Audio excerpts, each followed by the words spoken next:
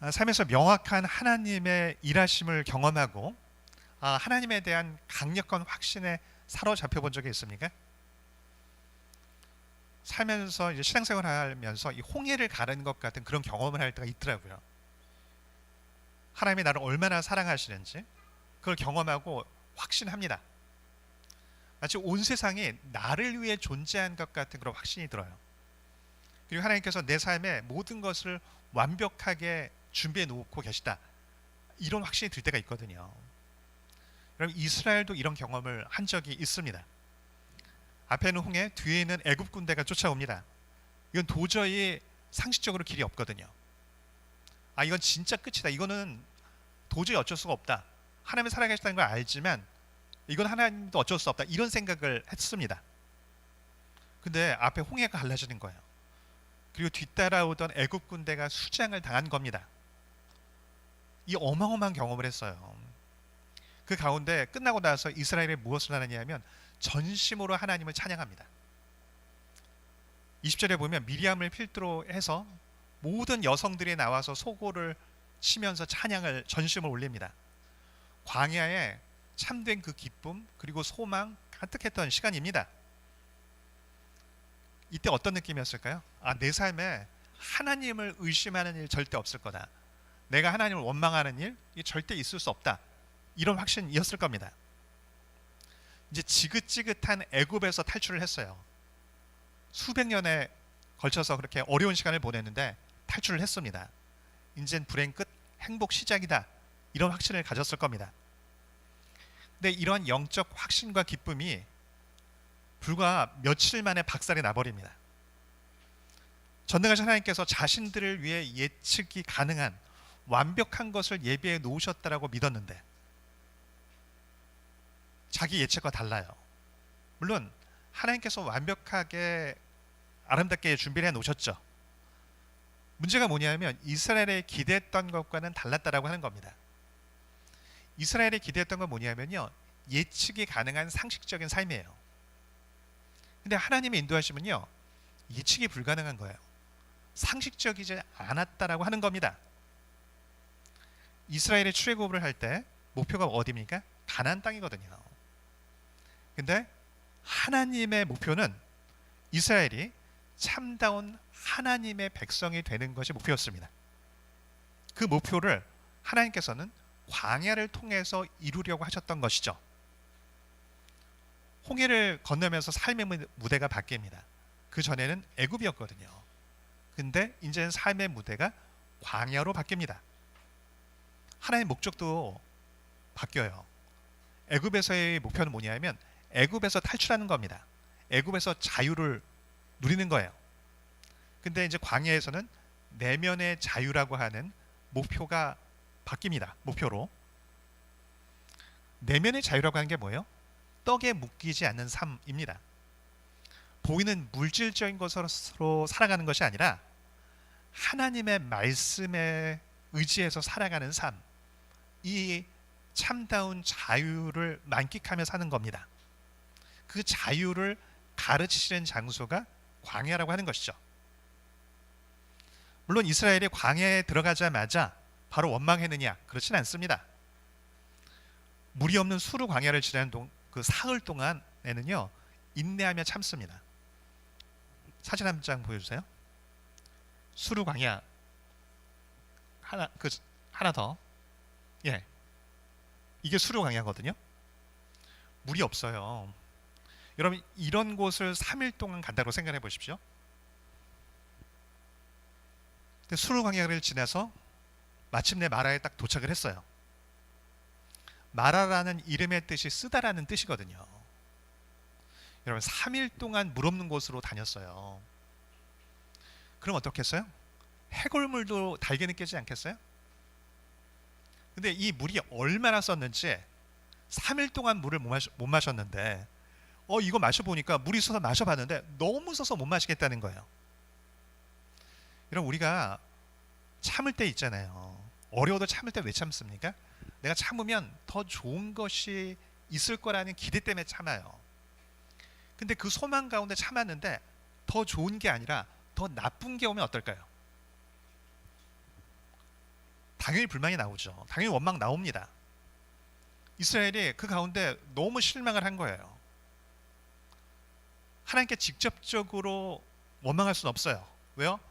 하나님의 역사심을 너무 명명백백하게 봤으니까. 그러니까 어떻게 하느냐?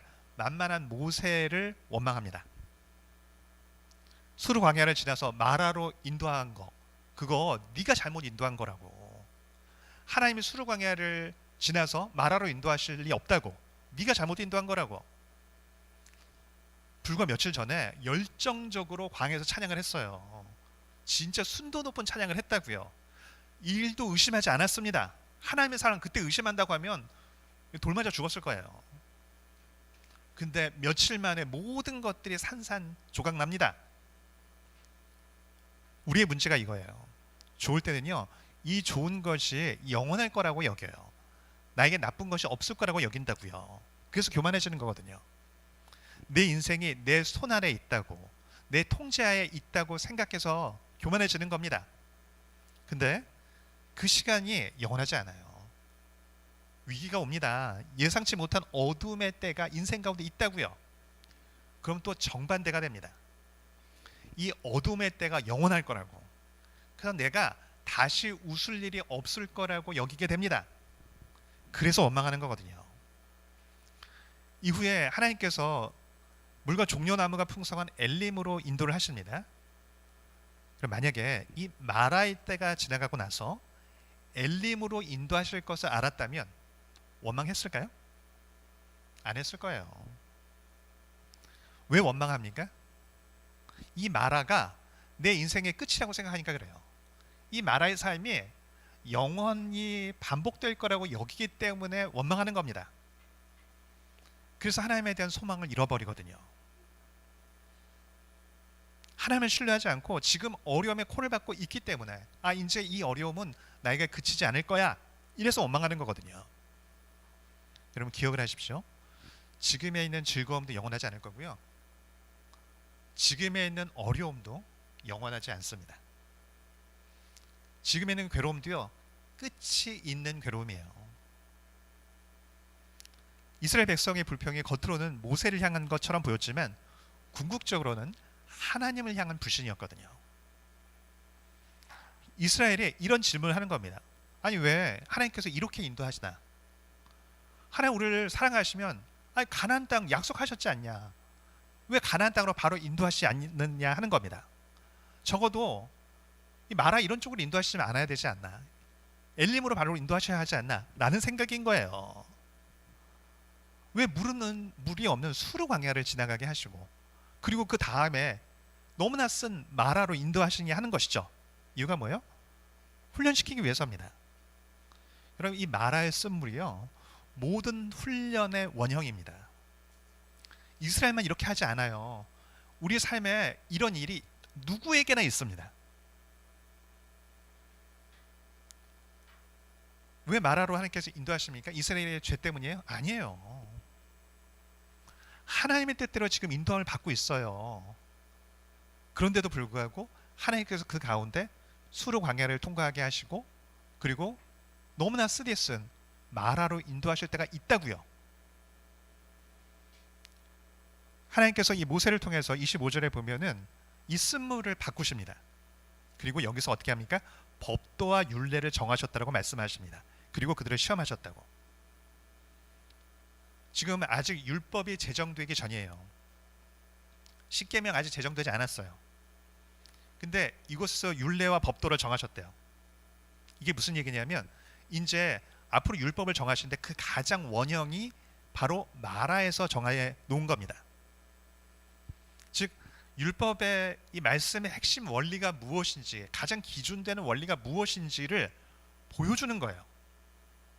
우리는 말씀대로 사는 것을 그냥 도덕적으로 사는 것이다, 이렇게 여기기가 쉬워요.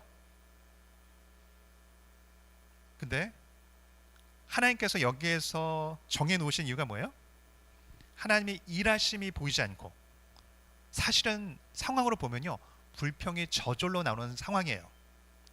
그 환경에서 하나님을 선택하는 것, 이것이 말씀대로 사는 순종임을 보여주는 겁니다.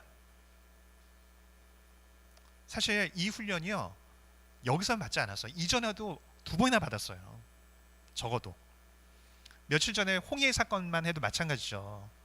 앞에 홍해, 뒤에 애굽 군대가 쫓아옵니다. 가망이 없잖아요. 상식적으로는요, 이건 말이 안 되는 상황이에요. 이건 못 넘어가는 상황이라고요. 그래서 불평한 거예요. 그래서 14장 11절 이하에 뭐라고 얘기합니까? 모세에게 불평을 합니다. 아니, 애굽에 매장지가 없어서 우리를 이끌어내어 이 광야에서 죽게 하느냐고. 아니, 어찌해서 우리를 이렇게 인도하는 거냐고. 우리가 당신한테 뭐라고 얘기했냐고. 우리 내버려두라고 하지 않았냐고. 우리 애굽 사람 섬긴다고 했는데 왜 우리를 억지로 이끌어내서 여기서 죽게 하느냐고. 애굽 사람을 섬기는 것이 광야에서 죽는 것보다 낫다고. 이렇게 막 불평을 합니다. 그럼 우리야 결과 알잖아요. 홍해 갈라질 건. 이스라엘 사람들도 홍해 갈라질 거 알면 그렇게 원망 안 했겠죠. 근데 상식적인 입장에선 이게 홍해 어떻게 갈라진다고 생각을 해요. 한 번도 그런 일이 없었는데. 앞에 바다가 있고 뒤에서 그 탱크가 밀고 들어와요. 그때 죽었다고 생각하는 게 사실 상식적이죠. 근데 그들이 죽었다고 끝났다라고 여겼을 때 하나님의 특별한 역사가 나타났거든요. 홍해가 갈라진 거죠. 애굽에 있을 때도 같은 훈련을 받았습니다. 80살의 모세가 하나님 명을 받고 나아갑니다. 그래서 아론과 함께 이제 이스라엘 백성들, 그 지도자들을 만나요. 그리고서 이적을 보이고 하나님의 뜻을 전했을 때 이렇게 반응을 합니다. 출애굽기 4장 31절 보면은 백성이 믿으며 여호와께서 이스라엘 자손을 찾으시고 그들의 고난을 살피셨다함을 듣고 머리 숙여 경배하였더라. 모세의 말을 듣고 딱 믿었대요. 그리고 하나님은 우리의 고난을 돌보시는구나, 보고 계셨구나. 머리를 숙여서 하나님을 향해 경배를 올렸대요. 너무 경건한 모습이죠. 근데 이것도 오래 못 가요. 어려움이 닥치자 바로 바닥을 드러냅니다. 바로가 모세의 말을 듣고 콧방귀도 안 껴요. 그래서 어떻게 합니까? 이스라엘의 노역을 더 무겁게 만들어요. 그러니까 바로 모세한테 와서 막 분노하면서 원망을 합니다.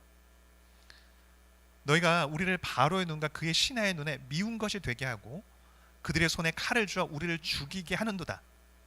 여호와는 너희를 살피시고 판단하시기를 원하노라.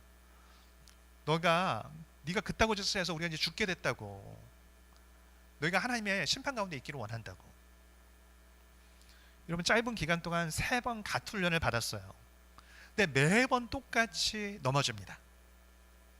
매번 상황이 좋으면 지나치게 행복하고 조금만 내 상식에서 벗어나면 매번 소스라치게 놀라요. 매번 처음 만나는 상황인 것처럼 의심하고 원망합니다.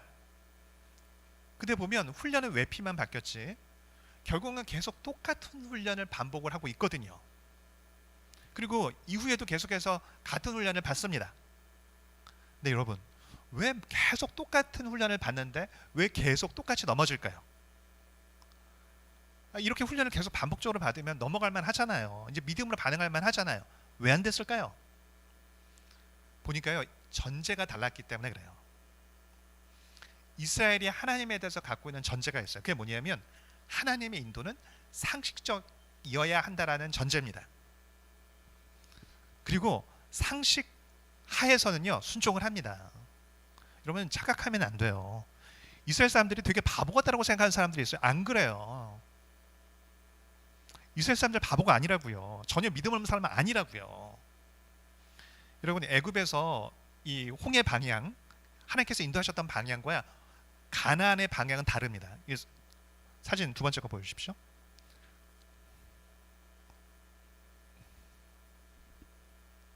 네. 자, 이집트 고센에서 출발을 합니다. 그리고 가나안 땅은 오른쪽 노란색으로 되어 있는 곳이 가나안 땅이에요. 그냥 동쪽으로 쭉 가면 돼요. 훨씬 가까워요. 그리고 동쪽에는 해변길도 있고. 근데 하나님이 인도하시는 방향이 어느 쪽입니까? 남쪽으로 인도하십니다. 남동쪽으로 인도를 하신다고요. 이스라엘이 이거 알아요. 방향을 모르지 않는다고요. 하나님이 방향이 분명히 우리는 동쪽으로 가야 되는데 왜 우리는 반대쪽으로 가고 있는 거지? 이 생각 한다고요. 이것 때문에 이집트 사람들이 쟤들 방향이 이렇구나. 그래서 쫓아온 거였거든요. 근데 지금 다른 방향으로 인도를 모세가 하고 있어요. 근데 와서 방향 잘못됐다고 당신 지금 뭐 하는 짓이냐고 안 따졌다고요. 그냥 매 순간 따지고 의심하고 이러지 않았어요. 이해가 안 돼도요, 나름은 이유가 있겠지 순종합니다. 어디까지요? 홍해 앞까지. 오늘 본문에서도 마찬가지예요. 여러분, 수르 광야를 물이 없는 곳인데 3일 동안 지났어요. 물 없는 곳을 3일 동안 갈 때 여러분 어떨까요? 불평하지 않고 참을 수 있겠어요? 근데 3일 동안은 불평하지 않았어요.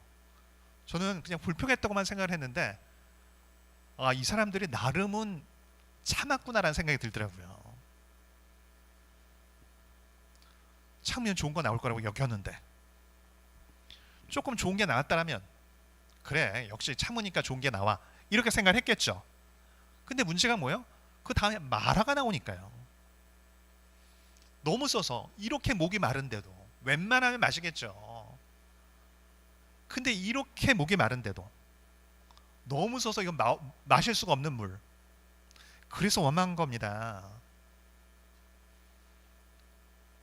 물 없는 수르 광야로 인도하시면 가기 전에 3일 지나기 전에 원망할 사람 많지 않을까요? 여러분, 감정적으로 저는 너무 이해가 됩니다. 저는 이들이 원망하는 게 나는 다를 수 있었을까? 오히려 이 생각이 들어요. 이 사람들 바보가 아니라고요.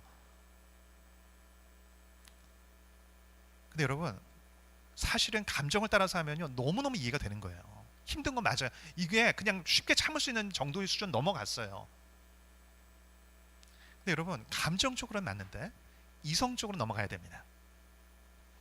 신앙은요, 회심한 지성을 사용하지 않고는 안 돼요. 홍해 사건을 일으키셨고 애굽의 10가지 재앙을 보여주셨어요. 그 명확하게 보여주시고 그 다음에 물 없는 곳으로 가서 말라 죽게 하신다? 그게 가능하겠어요? 말이 안 되는 거죠. 그걸 기억한다면 그 상식을 넘어가서 하나님을 믿고 따라갈 수 있거든요. 근데 문제가 뭐예요? 몸이 힘들고 감정적으로 안 되는 거예요. 그러니까 거듭난 지성을 사용하지 않고 그 힘든 마음을 따라서 쉽게 불평을 내뱉었던 겁니다. 물론 불평함에도 불구하고 하나님께서 모세를 통해서 구원을 해 주시죠. 모세가 하나님께서 정하신 나무를 샘에 집어넣고, 그러니까 이 마라의 샘물이 단물로 바뀌거든요. 그러면서 법도와 율례를 정하십니다. 이 뜻이 뭐예요? 지금 넘어진 그 순간에 하나님께서 법도와 율례를 정하신 거예요. 너 상식을 넘어가는 그 훈련을 받을 때 넘어졌던 거 기억하라고. 바로 이때 말씀 붙잡고 일어나는 것, 이게 하나님의 뜻이라고. 이 훈련을 하나님께서 시키고 계시는 거라고. 이게 말씀을 붙잡는 삶이라고. 이게 무엇인지를 보여주는 거예요. 그리고 여러분, 그걸 딱 말씀 붙잡으면 마음에 부대 낄 거예요. 힘드니까, 상식적이지 않으니까, 이건 죽을 것 같으니까. 근데 그 말씀을 딱 붙잡고 버티면요, 내 안에 불순물들이 날아가기 시작을 한다고요. 그래서 하나님께서 이 과정을 통해서 내 안에 불순물을 깨끗하게 만드는 시간들을 보내게끔 하시는 거거든요.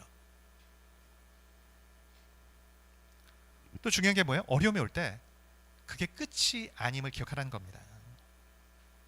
앞으로 이제 또 이 시험이 올 거라고. 그때 하나님을 붙잡고 넘어가라고. 처음에는 사실은 하나님께서 다 이해를 하세요. 여러 번 할 때는 의심이 들고 모세를 원망하는 것도 어느 정도 이해가 되잖아요. 그래서 처음에는 하나님께서 원망해도 다 받아주십니다. 원망해도 기도로 반응하지 않아도 다 역사를 만드세요. 근데 문제가 뭐예요? 점점 성숙해져 가야 하는데 매번 새로운 거예요. 매번 놀라고, 매번 우리는 죽었다라고 얘기하고, 처음에 시험을 당할 때나 40년 후에 똑같아요. 상식 안에서는 반응을 하는데 그 선을 넘어가면 까무라쳐 버립니다. 감정을 통제할 생각이 없어요. 사실 그래요. 하나님께서 홍해로 인도하실 때 사실은 상식적으로 넘어갈 수 있는 데가 아니잖아요. 여러분 수르 광야 끝나고 나서 마라, 감정적으로 여러분 이거 안 힘든 거 아니라고요. 이게 그냥 쉽게 그냥 조금 참으면 되는 이 정도 수준 아닌 게 맞아요. 하나님께서 이스라엘을 어떤 의미에서 한계까지 밀어붙이신 것이 맞습니다. 여러분 물 없이 어떻게 3일씩 쉽지 않잖아요. 근데 조금 더 성숙해져가는 모습이 없어요. 두려움이 아예 사라질 수 없다 할지라도 덜 두려워하며 그래 덜 요동칠 수는 있을 텐데 그게 안 돼요. 근데 사실 보면요, 모세도 처음 모습은 똑같아요. 처음부터 모세는 그냥 훈련 잘 받았으니까 그냥 바로 반응하고 아니었다고요. 모세도 처음에 힘들면 똑같이 불평하고 똑같이 원망하고 똑같이 의심했더라고요. 보면 하나님께서 말씀하시거든요. 야 모세야, 내가 너한테 보낼 건데 걔들 쉽게 안 보내줄 거야. 그래서 내가 여러 가지 이적으로 치고 나서야 보내줄 거야. 다 얘기해 주시거든요. 그렇게 얘기해 주신데도 불구하고 바로왕에게 가니까 콧방귀도 안 낀단 말이에요. 그러니까 막 이스라엘 사람들이 와서 막 원망하고 비난한단 말이에요. 그러니까 모세가 하나님께서 미리 말씀하셨는데도 불구하고 마음에 두려움이 생기고 원망의 마음이 생기는 거예요. 그래서 출애굽기 5장 22절에 보면 모세도 똑같이 합니다. 모세가 여호와께 돌아와서 아뢰되 주여 어찌하여 이 백성이 학대를 당하게 하셨나이까? 어찌해 나를 보내셨나이까? 내가 바로에게 들어가서 주의 이름으로 말함으로부터 그가 이 백성을 더 학대하며 주께서도 주의 백성을 구원하지 아니하시나이다. 하나님, 안 된다고 했지 않았습니까? 내가 안 간다고 했는데, 보낼 만한 자를 보내라고 했는데, 하나님 이게 뭡니까? 하나님도 왜 일 안 하십니까? 구원해 주신다고 했는데 하나님 아무것도 안 하지 않습니까? 똑같이 불평을 한다고요. 근데요, 모세는 바뀝니다. 점점 바뀌어요. 처음에 불평을 시작한 건 모세도 똑같아요. 하나님이 가라고 해도 막 안 가니까 나중에 하나님이 화를 내시니까 무서워서 가거든요. 근데 이스라엘과 모세의 차이가 어디에 있느냐 하면요, 기도에 있습니다. 이스라엘 사람들은요, 보이는 모세를 계속해서 모세를 붙잡고서 원망을 해요. 그래서 훈련 가운데 내면이 성숙해지지 않습니다. 근데 이스라엘은 그렇다고 해서 여러분 하나님이 나의 구원자라는 그 고백을 안 했다는 얘기 아니에요. 한다고요. 그래서 고린도전서 10장 2절 바울도 동일한 얘기를 합니다. 모세에게 속하여 다 구름과 바다의 세례를 받고 다 같은 신령한 음식을 먹으며 다 같은 신령한 음료를 마셨으니 이는 그들을 따르는 신령한 반석으로부터 마셨음에 그 반석은 곧 그리스도시라고. 그들이 너들과 동일하게 예수 그리스도를 주라고 고백하고 그리고 똑같이 세례를 받았다, 이 얘기를 하는 거예요 지금. 근데 그 다음에 안 돼요. 그들 가운데 어떤 사람들이 주를 시험하다가 뱀에게 멸망하나니 우리는 그들과 같이 시험하지 말자. 그들 가운데 어떤 사람들이 원망하다가 멸망시키는 자에게 멸망하나니 너희는 그들과 같이 원망하지 말라. 이스라엘이 그 다음 단계가 안 돼요. 하나님이 나의 주라는 거 알고 경험도 했지만 어려우면 그 원망을 그치지 못합니다. 여러분 사실 기도가 필요한 게 여기에요. 앞에 한강이 가로막고 있고 뒤에 탱크가 쳐들어오면 생명 위험 느껴있는 게 당연한 거죠. 원망 나올 수 있어. 이거는 어떤 의미에서 자연스러운 겁니다. 감정적으로 부대끼는 거 당연한 거죠. 물 없는 광야를 3일 간 후 엘림이 아니라 마라로 인도함을 받는데 거기서 기쁨으로 넘쳐날 수 있겠냐고요. 어떻게 감사가 나올 수 있겠어요. 실망스럽고 원망스럽고 이게 말이 되나, 이 생각 들죠. 이게 단순하게 여러분 의지로 참을 수 있는 범위를 넘어가요 제가 보면. 근데 여러분 어려울 때 두 가지 반응이 있어요. 이스라엘이 처음부터 그냥 결단하고 원망한 건 아니에요. 제가 보니까 참을 수 있는 만큼은 참아요, 의지로. 근데 참을 수 있는 게 한계가 있잖아요. 그 한계를 넘어가면 원망을 하고 믿음이 약해져 버립니다. 문제가 뭐예요? 내 의지로 참으려고 하니까 그래요. 안 된다고요. 근데 모세 같은 반응이 있어요. 그 어려울 때 내가 못 참으니까, 견딜 수 없으니까 하나님께 그것들을 다 토해내는 거예요. 하나님이 너무 힘들다고, 너무 무섭다고, 너무 두렵다고, 이게 뭐냐고 이게. 그러면서 내 속사람이 그 기도를 통해서 강해집니다. 모세가 딱 이와 같은 거예요. 여러분, 다시 말씀드리지만 여러분, 신앙생활은요 의지로 참을 수 있지 않을 때가 있더라고요. 제가 해보니까 너무 죽을 것 같으면요, 이 수위 꼴딱꼴딱 넘어가면 참아야 한다는 걸 아는데 안 돼. 그래서 반드시 해야 되는 게 뭐냐면요, 기도로 하나님 앞에서 내 답답한 걸 토해내고 뚫어내는 것, 이 맥이 없으면요 안 돼요. 이게 자꾸 착각하는 게 뭐냐면, 저는 어릴 적 한동안 무슨 생각을 했냐면, 이스라엘 사람들이 아예 참을 마음이 없었다고 생각을 했어요. 아니에요. 참으려고 나름의 애를 썼어요. 근데 감정적으로 한계까지 오는 거예요. 문제는 뭐냐면, 그걸 그때마다 왜 이렇게 내 인생 답답하지? 왜 이 어려움이 있지? 누굴 원망해야지? 계속 원망할 대상을 찾았죠. 사실 이스라엘 보면요, 하나님을 직접 원망한 적은 몇 번 안 돼요. 가데스 바네 그 열 정탐꾼 사건 때, 12정탐꾼 사건 때 한번 원망을 했고, 뭐 만나 사건이 한두 번 더 있어요. 대부분은 하나님을 직접 원망한 적은 거의 없습니다. 왜요? 하나님이 너무너무 명확하니까, 너무 크니까 직접 원망하기에는 겁이 나거든요. 근데 모세를 원망하는 거예요. 근데 하나님은 뭐라고 하냐면, 너 원망한 게 아니라 사실 날 원망한 거야. 널 불신한 게 아니라 날 불신한 거고, 널 대적한 게 아니라 사실은 날 대적한 거야. 이렇게 여기시더라고요. 차라리 너무너무 힘들면 기도 가운데 하나님을 원망했다면 어땠을까요? 너무 하나님 이거 말이 안 되는 것 같다고, 하나님 인도하시면 이러면 안 되지 않냐고. 모세가 또 똑같이 하거든요. 하나님 일하시는 게 안 보인다고. 그 안에 그 두려움, 공포, 불신, 그거 다 쏟아내고 나면요, 마음의 정리가 되고 담대함이 생깁니다. 많은 사람들이 이 부분에 착각을 하더라고요. 그냥 마음에 두려움이 있고 있으면 그냥 참아내야 한다라고. 아니에요.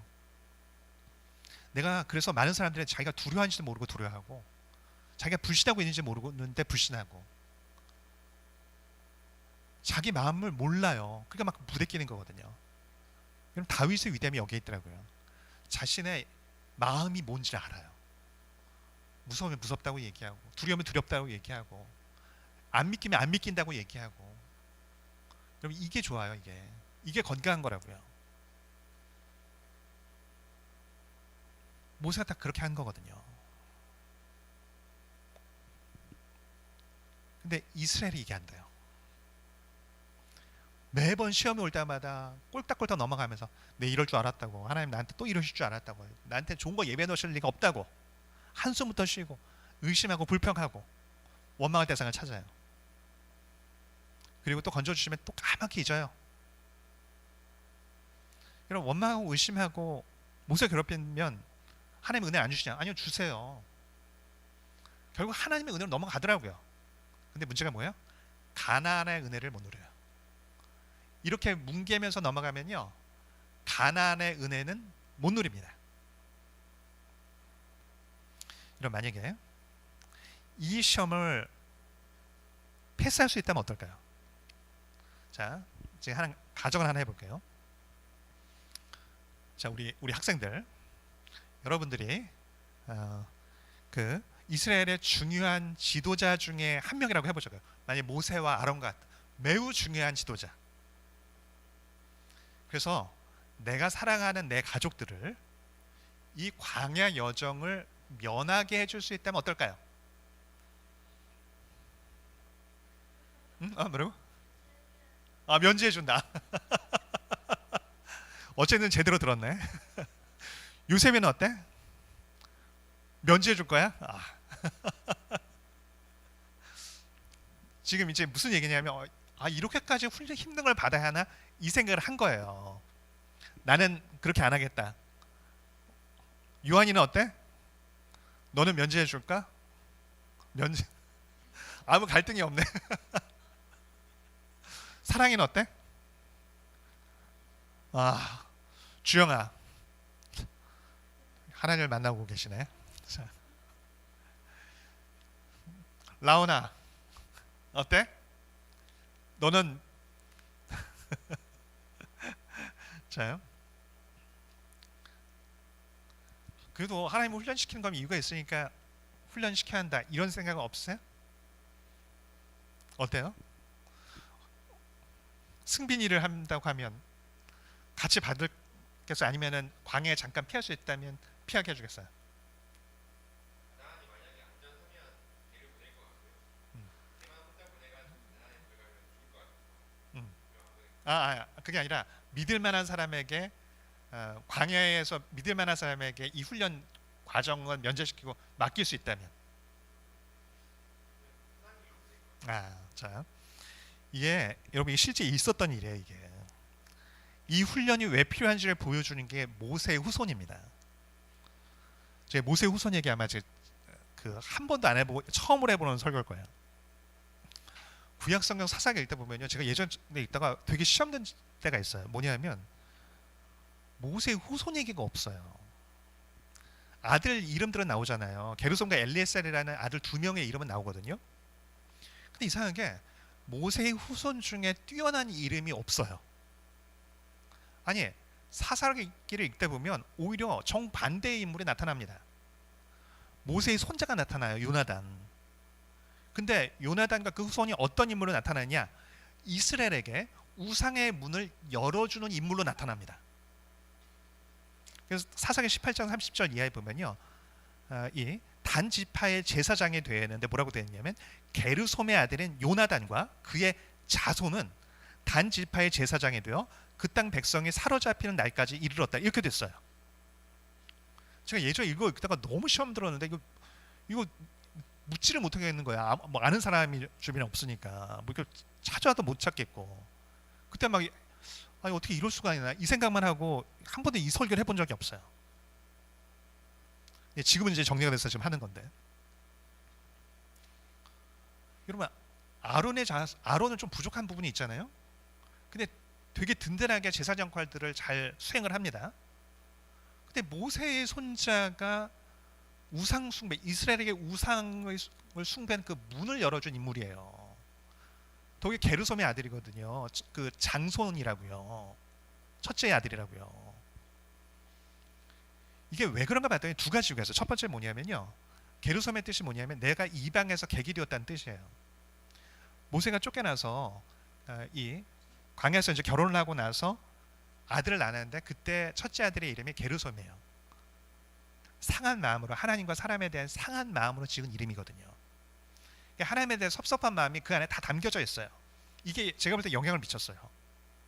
그러니까 참 이게 문제가 뭐냐면요, 부모의 좋은 것은 잘 안 담고 나쁜 것은 정말 어떻게 잘 담는지 그러거든요. 모세가 하나님께 섭섭해하는데 아들이 그걸 보면서 안 섭섭하기 어렵겠죠. 하나님을 기뻐하면 이게 담기가 그나마 쉬운데 섭섭해한 건 이게 너무 복사가 잘 된단 말이에요. 두 번째는요, 모세의 잘못된 양육 태도 때문입니다. 지금 이 좀 전에 했던 그 선택을요, 모세가 했어요. 사실은 모세가 출애굽을 할 때 아들과 아내 데리고서 같이 이제 출애굽을 시도를 합니다. 하나님의 명령을 받고 애굽으로 갈 때는요, 이 가족들 다 데리고 가요. 근데 중간에요, 가족들을, 아내와 아들들을 누구한테 맡기냐면요, 광야에 관한 장인에게 맡깁니다. 그래서 언제 다시 되찾느냐? 아말렉을 딱 무찌르고 나서, 이제 아말렉이라는 대적과 이제 승리를 거두고 나서 이 돌려보냈던 아내와 그 아들 둘을 이 장인으로부터 이제 다시 이렇게 만나는 장면이 나타나요. 18장이 되거든요. 왜 그랬을까요? 아니 왜 같이 들어갔는데 중간에 어느 순간 어느 시점에선가 다시 너희들 나가 있어, 안전하게 나가 있어, 너희 할아버지랑 같이 있어, 이렇게 보낸 거예요 지금. 그러니까 이 유대 전승이 미드라시라고 하죠. 그러니까 애굽에서의 위험을 피하기 위해서 가족들만 따로 피하겠다라고 이렇게 돼 있더라고요. 처음에 이제 애굽에 하나님 명령을 받고 애굽에 내려갈 때는 가족들과 내려가면서 일이 착착착착 진행이 될 줄 알았어요, 상식적으로. 근데 이게 보니까 그게 아닌 거예요. 막 바로부터 반발하면서 하는 걸 보니까 야, 이거 만만치 않다. 야, 자신이 없다. 이 생각을 한 거예요. 그래서 아내와 아들 2명을요 보냅니다, 장인에게. 그래서 어떤 문제가 생겼냐? 모세 아들들은요 그 이집트를 탈출을 하고 홍해의 기적을 맛보고 만나와 메추라기를 경험하고 아말렉 전투, 이스라엘 공동체가 경험한 것은 하나도 중요한 그 역사들을 하나도 경험하지 못해요. 나라의 이 스물도 맛보지 못하고. 그러니까 어떻게 됐겠어요? 연단되지 못해요. 자, 이 연단되지 못했다는 건 우리는 그냥 마음이 좀 단단해졌다라는 측면으로만 이해하는 게 있는데 그렇지 않아요. 이게 뭐냐면요, 땅에 매인 사람이 됐음을 의미합니다. 모세의 손자인 요나단이요 아버지 닮아서 땅에 대해서 자유한 사람이 되지 못했다고요. 즉 보이는 떡으로만 사는 존재가 됐다고요. 어려움이 닥치면요 말씀 붙잡고, 상식을 넘어서 말씀 붙잡고 가는 맥이 없어요. 그게 사상 17장 18장에 나와요. 그 미가라고 하는 이 가문에서 우상을 만들고 이제 제사장을 섬기거든. 제사장 삼는데 그걸 수락한 사람이 누구냐? 모세의 손자 요나단이에요. 즉 먹고 살기 위해서, 이게 분명히 자기 할아버지가 우상 만들지 말라고 했는데 그 세계 우상을 만들었는데 그 한 가문의 제사장으로 뭔가 급여를 넉넉하게 준다니까 거기 낼름 제사장이 됩니다. 왜요? 말씀으로 사는 거 못 배웠거든요. 보이는 떡, 너 나한테 우상 섬기는 사람이 되면, 우리 가문에 우상 섬기는 사람이 되면 내가 너 먹고 사는 거 책임질게. 이건 낼름 받는다고요. 그러면 신앙이 없으면 문제가 뭐냐? 사람에 대한 신의도 없어요. 좋은 조건 따라 갑니다. 말씀 따라 안 간다고요. 단 지파 사람들이 딱 가다 보니까 이 미가라는 집안을 지나쳤거든요. 근데 사사기 18장 3절에 재미있는 표현이 나와요. 미가의 집에 이르렀을 때 그 레위 청년의 음성을 알아듣고, 누가요? 모세의 손자. 그리고 돌아가서 그에게 이르되 누가 너를 이리로 인도했냐고. 그 레위 청년의 음성을 어떻게 알아들었을까요? 모세의 손자니까. 너 모세의 손자잖아. 게르솜의 아들이잖아. 너 왜 거기 있어? 야, 우리랑 함께 하자. 잘 생각해봐. 일개 가문의 제사장이 되는 것하고 한 지파의 제사장이 되는 것하고 어느 게 더 낫니? 잘 생각해봐. 그랬더니 뭐라고 해요? 스카우트 제의가 들어오니까 바로 갈아탑니다. 그 미가 제발해서 어떻게 그럴 수 있느냐고 해도 뒤도 안 돌아봐요. 왜요? 떡에 묶여 있으니까. 신앙에 묶여 있지 않거든요. 가장 중요한 건 떡과 신앙 중에, 신앙이 아예 없진 않을 거예요. 하나님에 대한 그 감이 없을 수는 없으니까. 근데 훨씬 강력하게 뭐예요? 떡이에요. 둘 중에 선택 상황에 오면 절대 떡을 선택합니다. 이 일로 인해서 북이스라엘의 우상 숭배의 문이 바로 모세의 손자를 통해서 활짝 열립니다. 그리고 단지파는 우상 숭배로 가장 먼저 망한 지파가 됩니다. 여러분, 이렇게 이스라엘만 이렇게 앞에 이제 보면서 너무 힘들었겠다. 꼭 그렇게까지 해야 되나? 이 생각이 들지 않아요? 저도 그런 생각이 들었거든요. 근데 게르솜을 묵상을 하면서 더욱이 이 후손들을 묵상을 하면서 무슨 생각이 되냐면 이 훈련의 의미가 무엇인지를 깨닫게 됩니다. 이게 왜 절대적으로 필요한 훈련인지. 여러분, 이게 모세의 가문에 가면 일어난 일이에요? 아니에요. 지난달 그 기사에 났는데 보신 분도 아마 계실 수 있는데, 이 최근 몇 년 동안 이 그 서울 초등학생과 중고등학생들에 대한 그 이제 서울 그 학생 종단 연구 결과 분석 보고서가 발표가 됐어요. 2020년부터 해마다 학생들 우울증과 여러 가지 그런 심리 검사를 한 겁니다. 근데 결과가 재밌어요.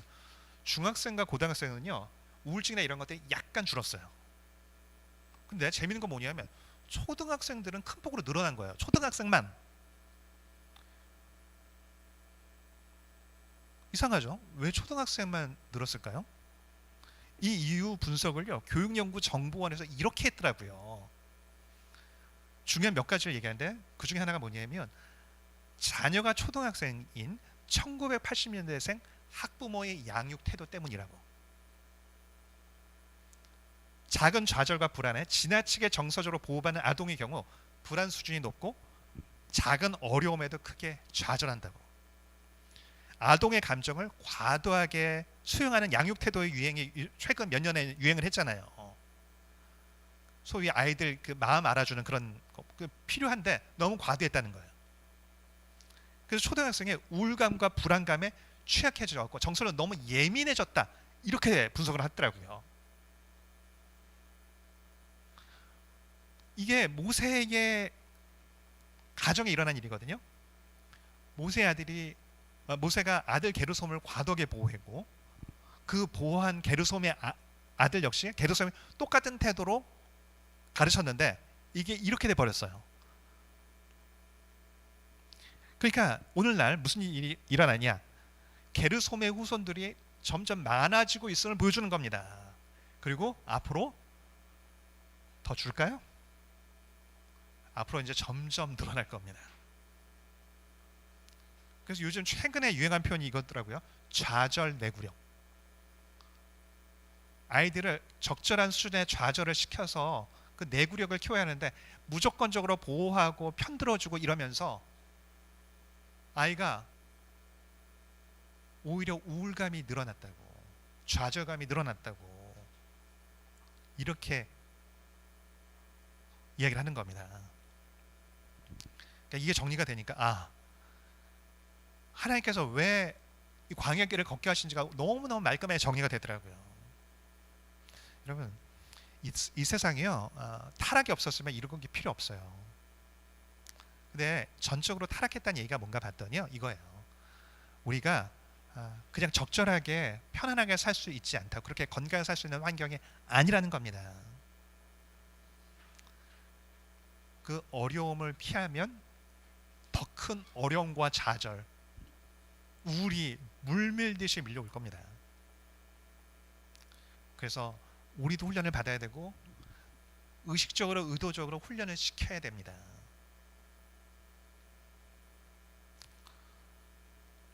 자, 정리 좀 하겠습니다. 지금 어려움 다 있을 거예요.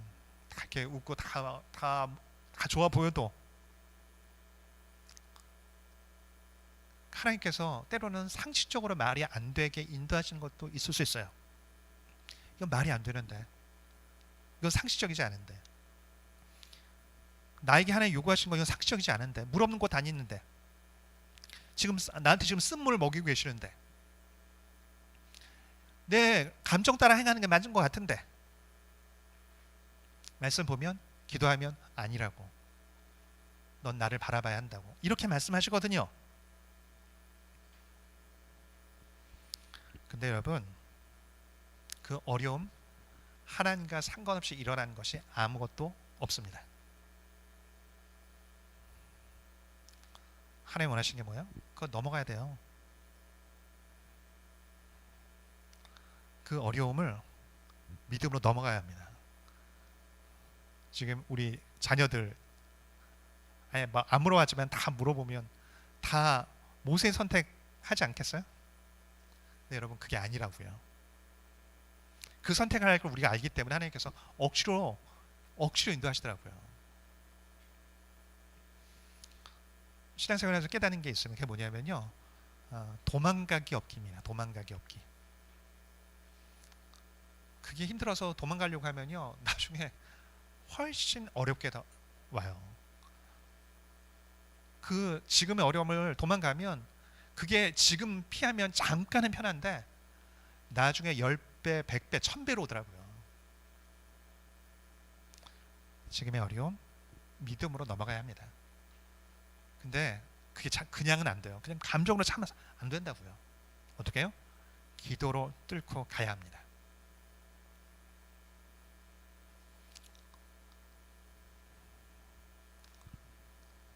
하나님, 나를 내 안에 답답함이 있습니다. 이 말이 안 된다고 생각이 됩니다. 근데 하나님, 내가 말씀 붙잡고 넘어가길 원하고 기도로 넘어가길 원합니다. 여러분, 이 태도밖에 없어요. 이게 여러분 가장 상식적으로 가장 올바른 태도더라고요. 나를 위해서. 지금 하나님께서 나에게 원하시는 반응이 무엇인지를 생각하십시오. 도망가지 말고 직면하고 믿음으로 뚫고 또 마침내 일하시는 하나님을 경험하는 복된 성도 되어지기를 축복합니다.